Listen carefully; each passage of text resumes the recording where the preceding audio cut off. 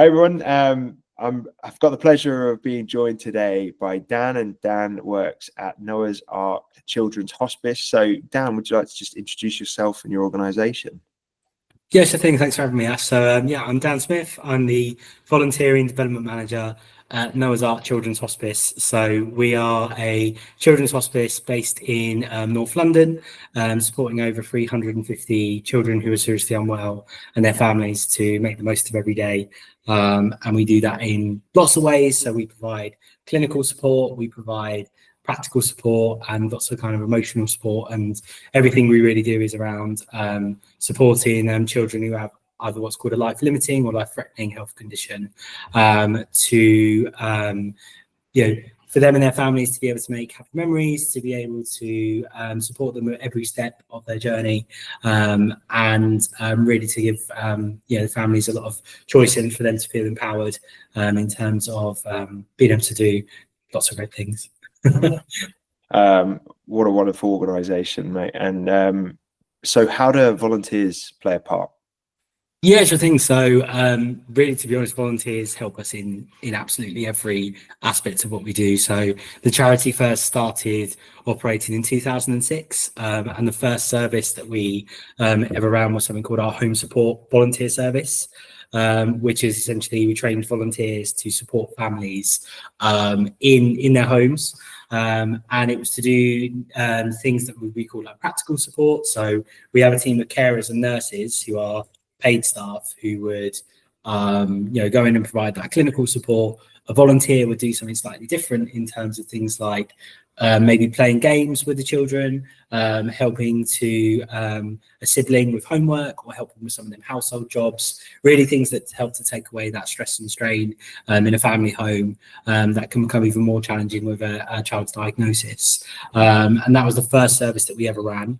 We're the first children's hospice in the country to do it, and now there are quite a few more that have a very similar service, which is pretty amazing. And since then, we now have our hospice building in Barnet, and we have volunteers helping us with everything from supporting us in our kitchen and on reception, through to having volunteers help us when we have families come for maybe like a respite weekend. We have volunteers who will maybe come and do things like play activities or support the care team. And we've also got our family activities team, which I have to mention because we do all sorts of fun kind of like trips out, whether that's to places like London Zoo or the cinema, or big family activity days that we run here at the Ark.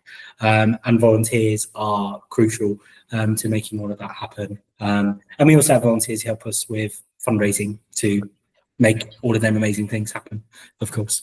So super varied roles, which is amazing. And I guess that could lead into some of this next question, which is, Dan, what was some of the challenges that the hospice was facing, I guess, around volunteering, certainly before Volunteero came along?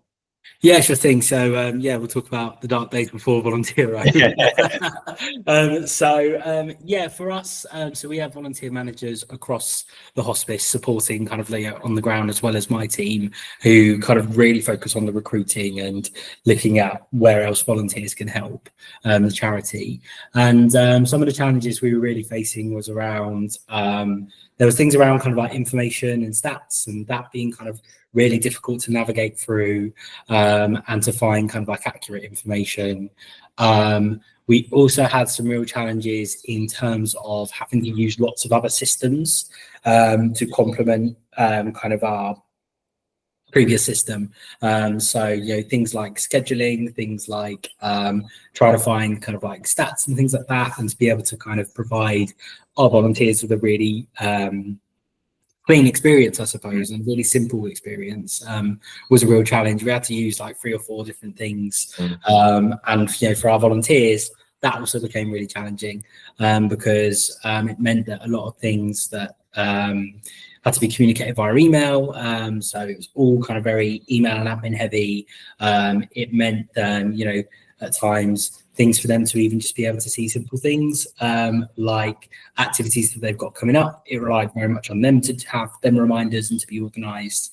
And when we were going to look for a new system, we very much had it in mind that we wanted to get as many things into a system as possible that would work, that would improve our volunteer experience and help to inform our volunteer managers with really, accurate and up-to-date data.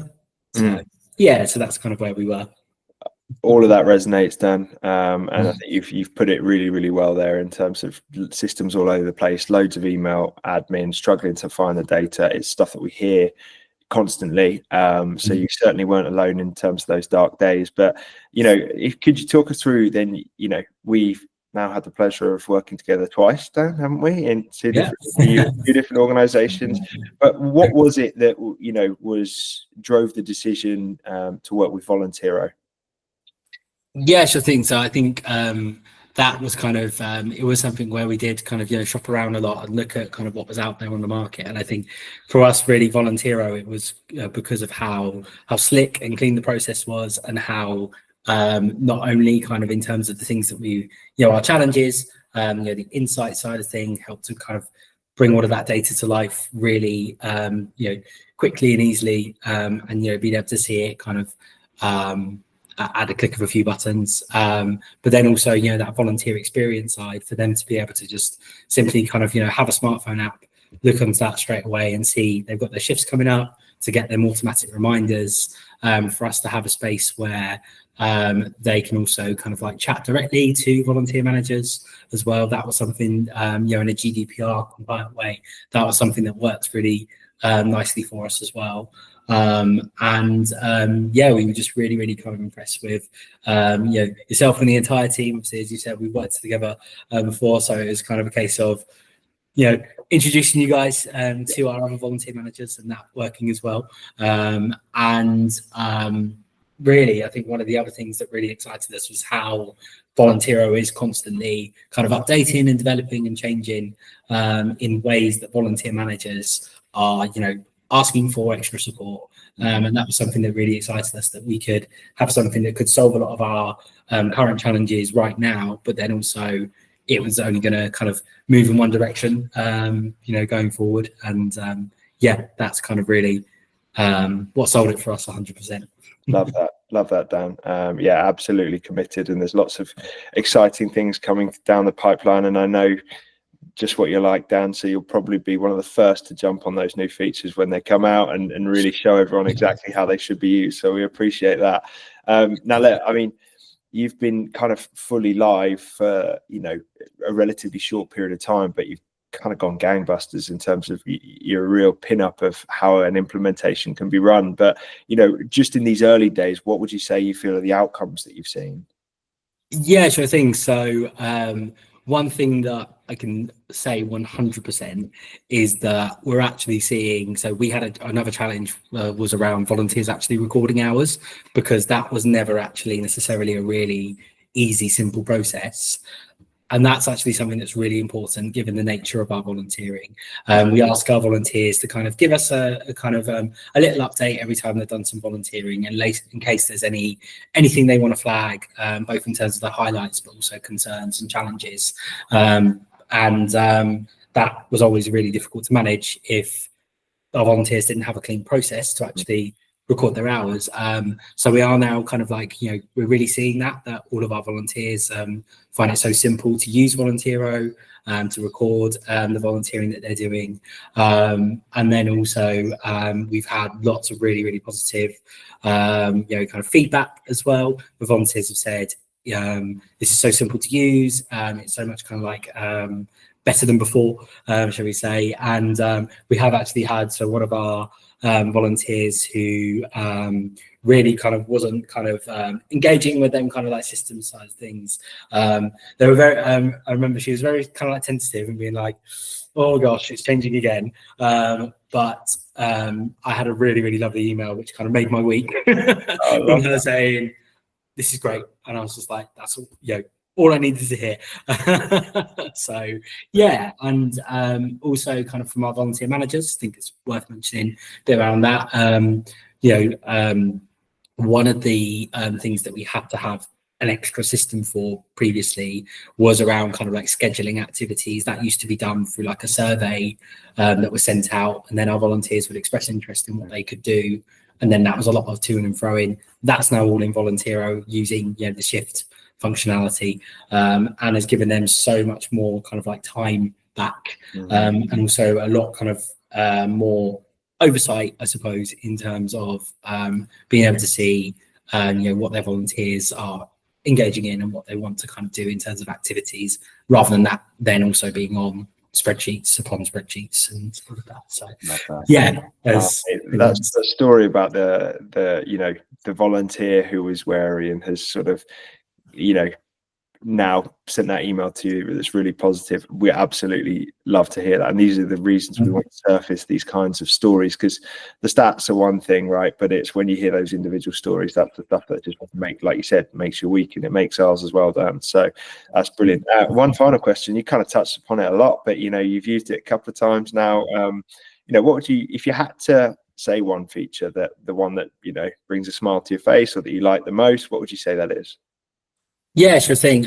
For me, I'm a person that loves data analytics and informing decisions based on that. So for me, it's insights 100%. Like the ability to be able to kind of create a dashboard for everything from kind of our current volunteering activity through to our demographics, through to our recruiting side of things, and for that to kind of be not kind of purely focused on looking through rows and rows and rows of data on spreadsheets and kind of trying to then decipher it myself, for it to just kind of be as simple as almost literally drag and drop, and for the data to be there is immense. It's really powerful, and we're looking at lots of other ways that we could use that. I don't know if I'm now going to cheat and also touch on something else that we're looking at that's really exciting around like surveys. So we're now looking at using that for ways for us to be able to gather a lot more feedback from not just our volunteers about things like training, but also from kind of like children and families. We've just started to test the water with that, and that's proven to be really kind of like exciting as well. So but I'll stick with insights. Mate. I'm really pleased, because that is it's one of the more recent features. It's one we're certainly kind of proud of. So to hear that you're finding it valuable is really good to hear. And to be honest with you, as we were saying just before we jumped on this call and started recording, we were looking through the dashboards you created, and all I could think is, I think I need Dan to come and teach me how to use them properly, because they were awesome. They're fantastic, mate. So honestly, superb stuff. Well, look, thank you so much, one, for the time today, Dan, but also just kind of being such a superb example and advocate for what Volunteero can do. And we're looking forward to the things to come. All right, thanks very much, Ash. Yeah, it's been a real pleasure. And can't wait to see more what Volunteero can do.